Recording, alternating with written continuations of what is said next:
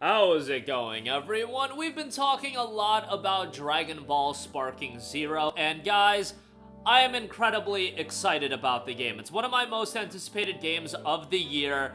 Yes, this video, as you can tell from the title, is one of, and I would say, my main worry about the game. And with a lot of Bandai Namco published titles, especially their anime games, this has perpetually been one of my worries. But before you guys get all, oh my god, you're being negative, you're being a downer, come on, it's the final week leading into this release, it's something that I do feel like should be talked about. And again, I have been so excited for this game. I've been talking up this game for the last year, saying how I think it's going to be one of the biggest game releases of the entire year, how I think it's going to shatter records that no anime game has been able to reach. I think this game is going to be a gargantuan release, not just in the context of anime video games, just video games point blank period.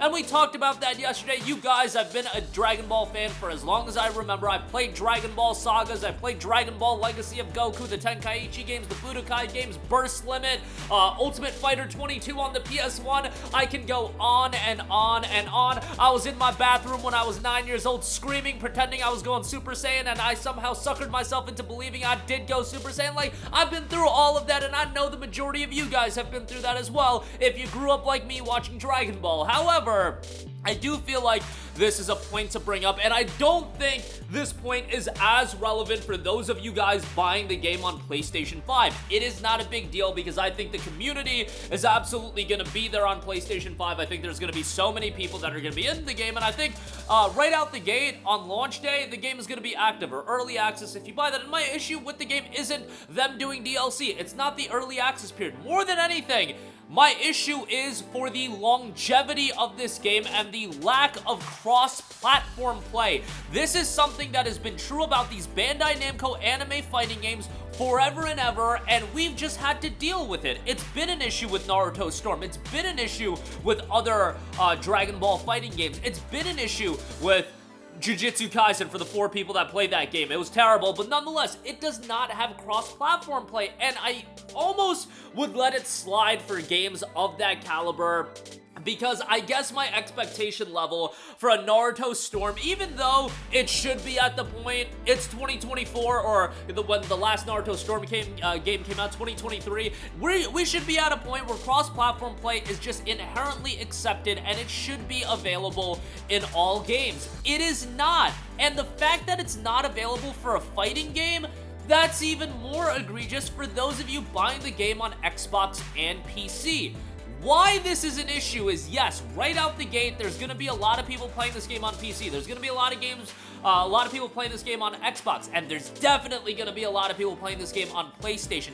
However, and I've seen this transpire with anime game after anime game, without cross-platform play, the question of longevity comes into play. And without cross-platform play, this has been an issue with fighting games on PC as well. With more and more games getting cross-platform play, it has been alleviated to an extent, but it's always going to be an issue for those of you guys playing the game on PC and Xbox. And the fact is, it's 2024, cross-platform play should just be available in a game like this, and ultimately would make the game do better for a longer period of time. On PlayStation, again, my worry isn't there as much about that community being invested into this game for a year. A year from now, I really believe a lot of people will be playing Sparking Zero, and the servers will be active, very, very active. On Xbox, on PC, I think a year from now, there will certainly be people playing the game.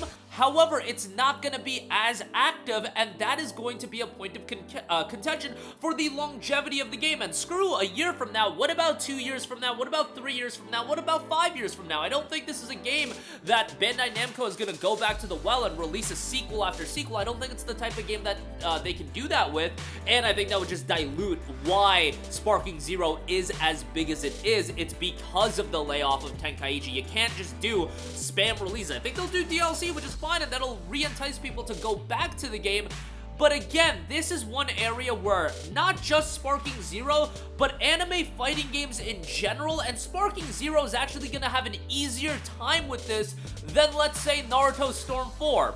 You know, there's gonna be a lot of more people playing Sparking Zero than Naruto Storm 4 when that game came out. There's gonna be a lot more people playing Sparking Zero than Jujutsu Kaisen Curse Clash. And let me reiterate, if you're on PlayStation 5, this is probably not gonna be that big of a worry. And even if you're on Xbox, really on Xbox, I think that's where it's gonna get dicey. That's where I think, you know, screw a year on Xbox, 6 months from now on Xbox, I could see it being pretty dead as far as people playing the game online, and that just is what it is. People are going to move to different games and everything like that. That's not an indictment on the game doing poorly. That's just a reality of the situation of, you know, you move on to the next game and there's other games to play, and obviously you can make the argument, well, you're always going to be able to play with your friends, which is great. I mean, the lack of split screen really does prioritize the lack of full true split screen in the sense of all stages being available is them prioritizing online play, but you're not prioritizing it to the extent of adding cross-platform play, which I just think is incredibly jarring. Now, it was asked about cross-platform play being in the game, and they weren't really transparent about the issue. They noted one of those touchy subjects that's very difficult for him to explain. The short professional answer is, yeah, there's a difficult that we have to go through to get crossplay to work. That's from Jun Furatani, and I get it. Crossplay, I'm making it sound like snap a finger and it's implemented. However, Bandai Namco has so much backing. This game is going to be a colossal, gargantuan release.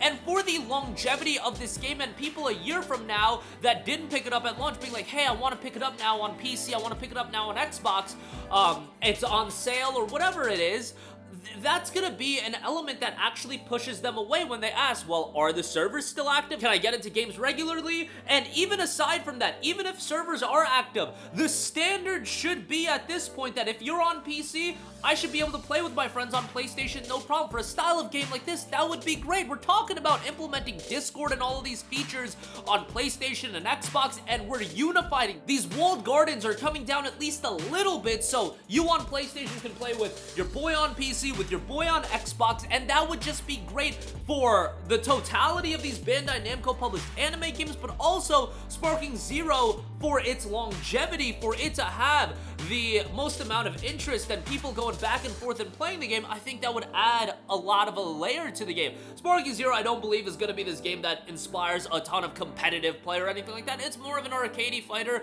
where you want to play with all of your friends and have a good time, but it's not realistic to just expect all of your friends to be on the same platform, and especially if you want to regularly go online and you're on Xbox. Again, the reality is the best experience from a console standpoint probably going to be on PlayStation, and the PlayStation version is probably going to be the best just from a longevity standpoint, but it shouldn't be that way. Cross-platform play should be something that is the expectation out of all fighting games, especially arcadey anime games like this, to keep people unified, to keep people playing the game. And I've just seen this issue persist with so many games, especially on PC. Those Naruto Storm games, bro, you jump into an older Naruto Storm game, you think you find a game online, GG, no re on that. That ain't happening.